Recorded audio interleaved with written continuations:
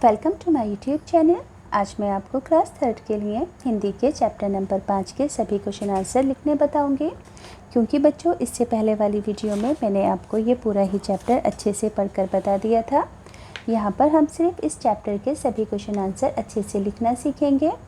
तो देखो, बुक के पेज नंबर 36 से इस चैप्टर के क्वेश्चन आंसर स्टार्ट हो रहे हैं। तो पहला क्वेश्चन है कि आपको कौन सा फल बहुत अच्छा लगता है, वह फल आपको क्यों पसंद है।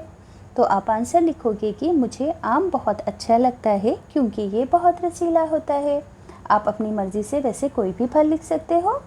सेकंड क्वेश्चन है कि आपके घर या विद्यालय में कौन से पेड़ पौधे लगे हैं और इनकी देखभाल कौन करता है। तो मेरे घर में गुलाब तथा चमेली के पौधे हैं, इसकी देखभाल पिताजी और मैं करते हैं। अगला क्वेश्चन है कि चित्र में कुछ आम धरती पर गिरे पड़े हैं, आम पेड़ के नीचे क्यों गिर गए होंगे। तो आप आंसर लिखोगे कि आम जब पक जाते हैं तब वे पेड़ से नीचे गिर जाते हैं, कभी कभी तेज़ हवाओं से भी नीचे गिर जाते हैं। तीसरा क्वेश्चन है कि चित्र में, है ना, तीसरा तो हो गया। चौथा क्वेश्चन है कि चित्र में दिखाए गए बच्चे और व्यक्ति आम का क्या करेंगे। तो वे इन सब आमों को मिलकर खाएंगे। देखो, यहाँ पर आपको चित्र दिख रहा है, आम नीचे पड़े हैं और लोग बाग आम को उठा रहे हैं। अब देखो बच्चों, नीचे की साइड भी 5 क्वेश्चन हैं, पढ़कर बता देती हूँ मैं आपको कि कैसे कैसे आप इसके आंसर को लिखोगे। पहला क्वेश्चन है, सौरभ के चाचा जी ने सौरभ को किस मौसम में आम भेजे थे। तो आंसर में लिखोगे कि सौरभ के चाचा जी ने गर्मी के मौसम में आम भेजे। सेकंड क्वेश्चन है कि आम खाकर सौरभ के मन में क्या विचार आया। तो आप आंसर लिखोगे कि आम खाकर सौरभ के मन में विचार आया कि वे भी अपने बगीचे में आम के पौधे लगाएगा। तीसरा क्वेश्चन है कि सौरभ ने पानी डालना क्यों बंद कर दिया, क्या उसे ऐसा करना चाहिए था। तो आप आंसर लिखोगे कि सौरभ ने पानी डालना इसलिए बंद कर दिया क्योंकि पौधा मिट्टी से बाहर नहीं निकल रहा था, उसे ऐसा नहीं करना चाहिए था। पांचवा क्वेश्चन है कि पिताजी ने आम के पौधे के बारे में सौरभ और उसकी बहन को कौन सी बात बताई। तो पांचवा जो क्वेश्चन है बच्चों, देखो चारों आंसर तो यहाँ है, पांचवे क्वेश्चन का आंसर मैंने इधर की साइड पेज पर लिखा है।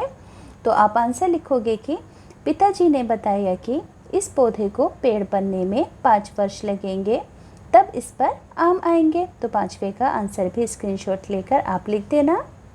नेक्स्ट पेज पर आओगे, यहाँ पर देखो आपको पिक्चर्स दिख रही हैं। इस पिक्चर्स के अकॉर्डिंग आपको कन्वर्सेशन यानी कि बातचीत लिखनी है। जैसे कि प्रिया कह रही है कि देखो पौधा निकल आया है। सौरभ कहता है कि ये पौधा मैंने लगाया है, इसमें खूब आम निकलेंगे। अब देखो ऐसे ही नीचे की साइड भी एक पिक्चर है। तो देखो यहाँ पर कौन कौन है, चाचा जी हैं, सौरभ है और प्रिया है। तो सौरभ कहता है कि चाचा जी आपके आम बहुत मीठे और स्वादिष्ट थे। प्रिया कहती है कि आपका धन्यवाद चाचा जी, हम सब ने मीठे मीठे आम खाए। चाचा जी कहते हैं कि मुझे पता है तुम्हें आम बहुत पसंद है, इसलिए अपने बगीचे के आम भिजवाए थे। अब बच्चों नेक्स्ट पेज पर आ जाओ, पेज नंबर 38 पर। यहाँ पर कहा गया है कि चित्रों के अंदर जो जो चीज़ें आपको पौधा लगाने के लिए ज़रूरी लगती हैं उनको चिन्हित करो। देखो, पौधा लगाने के लिए बीज की ज़रूरत होगी, पानी डालने के लिए बाल्टी की ज़रूरत होगी, गमले की ज़रूरत होगी और इसी तरीके से हमें खुरपी की भी ज़रूरत होगी। अब देखो नेक्स्ट पेज पर आएंगे, यहाँ पर कहा गया है कि सौरभ ने जब आम का पौधा लगाया था तो सबसे पहले उसने क्या काम किया था, आपको सीक्वेंस के अंदर बताना है। तो सबसे पहले उसने माता पिता से गुठली बोने की इच्छा जताई, फिर उसने माता जी से गुठली बोने की जानकारी यानी कि इन्फॉर्मेशन ली कि इसे कैसे लगाया जाता है। तीसरे नंबर पर गुठली बोने के लिए अपनी माँ से सही स्थान का सुझाव मांगा कि कहाँ पर गुठली को बोऊं। चौथे नंबर पर खुरपी से धरती में उसने गड्ढा खोदा। पाँचवें नंबर पर गड्ढे में उसने खाद डाली। छठे नंबर पर गड्ढे में गुठली डालकर उस पर पानी डाला। सातवें नंबर पर बाल्टी में पानी लेकर आया। आठवें नंबर पर फिर उसने धरती के ऊपर पानी डाला। तो इस तरीके से आप इन सबको सीक्वेंस में लिख देंगे कि सबसे पहले उसने कौन सा काम किया था। अब देखो यहाँ पर कुछ पौधों के चित्र हैं, जैसे कि पेड़ों के चित्र हैं, जैसे कि ये नीम का है, केले का है, आगे जामुन, अमरूद और कटहल का है। अब देखो इसी तरीके से बच्चों यहाँ पर बहुत सारे अनाजों के नाम लिखे हैं, खाने की चीज़ों के, और यहाँ पर 3 टोकरियाँ दी गई हैं। कहा गया है कि एक टोकरी में फल आएंगे, एक के अंदर अनाज और एक में सब्ज़ी। तो इधर की साइड सारे ही फल आ गए, जैसे कि आम, सेब, पपीता, लीची, केला, ककड़ी। यहाँ पर अनाज लिखे, गेहूँ, बाजरा, मकई, चावल। लास्ट के अंदर सारी सब्जियाँ, जैसे कि करेला, आलू, लौकी, बैंगन, गाजर और मूली। एक बार और बच्चों फलों की टोकरी वाला आंसर मैं आपको बता देती हूँ, है ना। देखो, फल वाली टोकरी में फल आए, अनाज वाली टोकरी में अनाज और सब्ज़ी वाली टोकरी के अंदर सब्जियाँ आई। अब देखो नेक्स्ट पेज के ऊपर आओगे, है ना, कि आपके विद्यालय में कौन कौन से पेड़ आपको देखने को मिलते हैं, जैसे कि नीम, अमरूद, जामुन, पीपल और नींबू के पेड़ वगैरह हमें देखने को मिल जाते हैं। आगे है कि विद्यालयों के अंदर जो पेड़ पौधे होते हैं उनकी देखभाल करने के अंदर आप अपना योगदान कैसे देते हो। तो आंसर में लिखोगे कि मैं और मेरे सहपाठी विद्यालय के पेड़ पौधे को समय समय पर पानी देते हैं और ध्यान रखते हैं कि उनको कोई नुकसान ना पहुँचाए। अब देखो यहाँ पर एक और क्वेश्चन है कि यहाँ पर आपको विशेषण वाले शब्द लिखने हैं। देखो, विशेषण किसे कहते हैं बच्चों?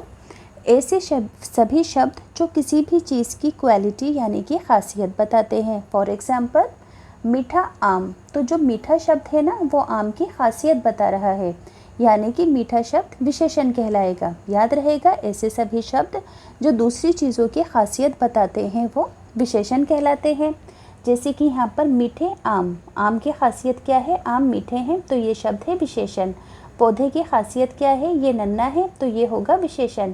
बहन कैसी है? छोटी है, तो इस बहन की खासियत क्या है? छोटी, तो ये होगा विशेषण।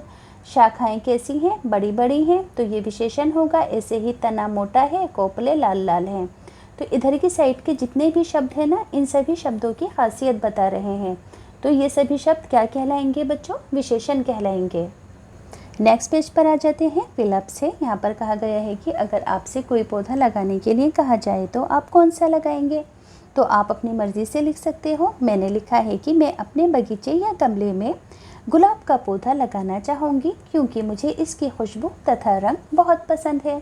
अब नेक्स्ट क्वेश्चन पर आते हैं। गुठली वाले फल और बिना गुठली वाले फलों को लिखना है। तो बच्चों, गुठली वाले फल कौन कौन से होते हैं? जैसे कि आम, जामुन, बेर और आड़ू। बिना गुठली वाले केला, अंगूर, संतरा और अनार। अब देखो, ऐसे ही नीचे की साइड आपको काम वाले शब्द और नाम वाले शब्द लिखने हैं। नाम वाले शब्दों का मतलब क्या है? ऐसे सभी शब्द जिससे किसी का भी नाम पता चलता है, जैसे कि राम, राधा, रानी, नदी, शहर, दिल्ली, आम, केला, सेब, है ना। इन सभी चीज़ों का कोई ना कोई नाम है ना। हर चीज़ का एक नाम है। तो जिन जिन शब्दों का कोई नाम है वो सभी नाम वाले शब्द हैं, जैसे कि चाचा जी, सौरभ, प्रिया, पिताजी, आम और पानी। काम वाले शब्द वो हैं जिनसे कोई भी एक्शन हो रहा दिखता है, जैसे कि खोदना, भेजना, लगाऊंगा, बोलना। इन सभी शब्दों के अंदर बच्चों एक्शन दिख रहा है, तो ये सभी काम वाले शब्द कहलाएंगे। अब नेक्स्ट पेज पर आ जाओ। यहाँ पर बच्चों कहा गया है कि सौरभ अपने चाचा जी को किस तरीके से धन्यवाद बोलने के लिए पत्र लिखेगा कि उन्होंने जो उसे आम भेजे थे वो बहुत मीठे थे और उसे पसंद आए थे। तो आप इस तरीके से लिख सकते हो। आदरणीय चाचा जी, सादर प्रणाम। मुझे आपके भेजे हुए आम मिले, हम सब ने मिलकर खाए। ये बहुत रसीले तथा मीठे हैं। एक आम की गुठली मैंने अपने बगीचे में भी लगा दी। कुछ सालों बाद उसमें भी मीठे मीठे आम आएंगे। आपका हमें आम भेजने के लिए धन्यवाद। आपका प्यारा सौरभ। तो बच्चों, स्क्रीनशॉट लेकर आप लिख देना। अब देखो, यहाँ पर नीचे की साइड एक पजल है। यहाँ पर सिर्फ आपको फलों को छूते हुए यहाँ से जाना है, जैसे कि मैंने किया हुआ है। सेम ऐसे ही आपको करना है। अब बच्चों, यहाँ पर आपको आमों की अलग अलग वेराइटीज़ के नाम लिखने हैं। तो बच्चों, बहुत सारी वेराइटीज़ के आम आते हैं, जैसे कि लंगड़ा आम, तोतापरी आम, सफ़ेदा आम, दशहरी आम, कलमी आम, केसर आम। तो आप अपनी मर्ज़ी से लिख सकते हो। अब देखो, लास्ट के अंदर 2 पहेलियाँ हैं।